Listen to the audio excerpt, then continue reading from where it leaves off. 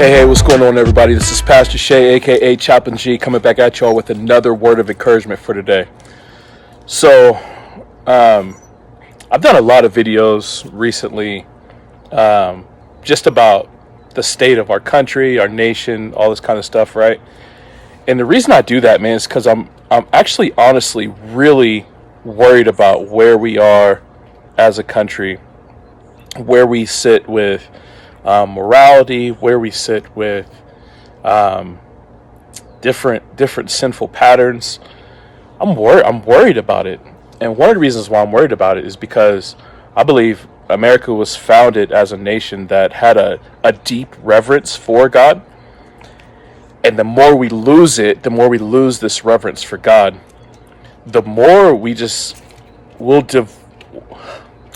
kind of divulge into chaos.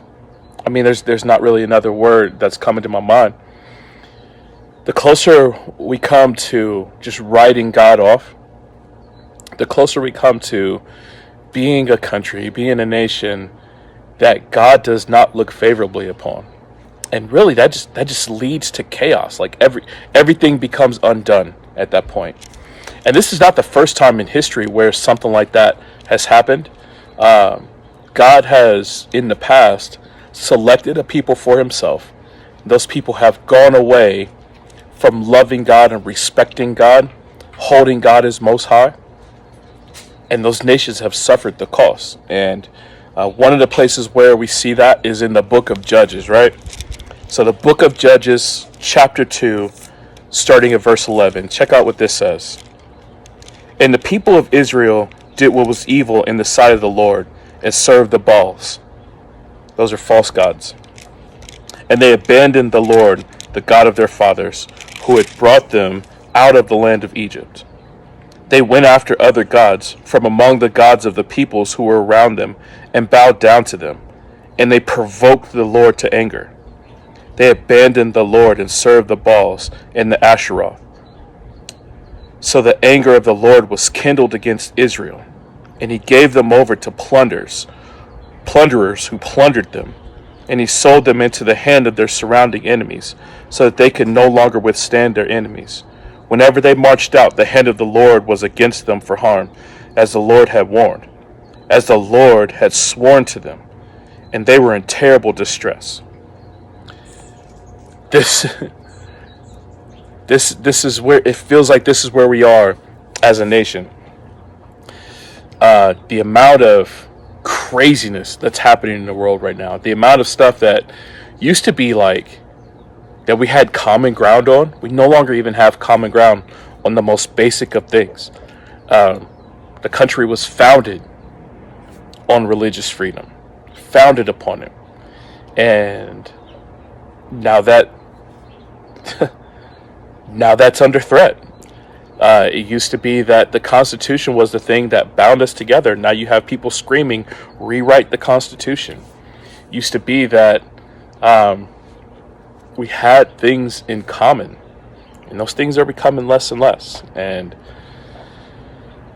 man, it's my encouragement to you. Like me, I'm going to be doing this.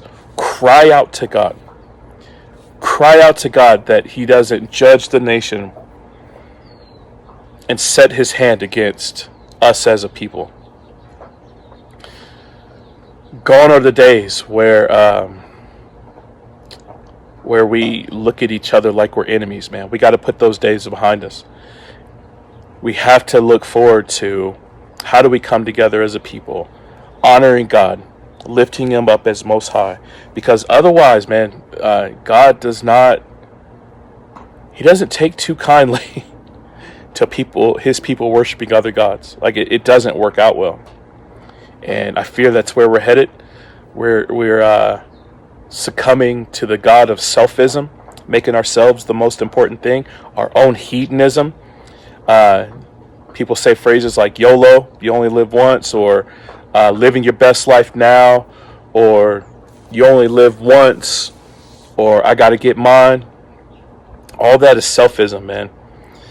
And when we make ourselves out to be gods, God is not going to take that kindly. He's not going to take it in a good way. His first commandment was, don't have any other gods before me. So we need God. We need God back on our side. We need it that when our military goes out to war, that God is with us. We need it to where when we go to other countries and we try to be diplomats and we say, this thing that we have in America is better than what you guys have now. We need to take God with us, and we need God to go before us. And right now, man, we see it. I see it in all kind of facets. When we go out, the Lord is not with us. And so the good news is God has not left his people alone. In the book of Judges, God raises up judges who go to battle for the people. They try to bring the Lord back, but as soon as they get delivered, they go right back into their hedonism.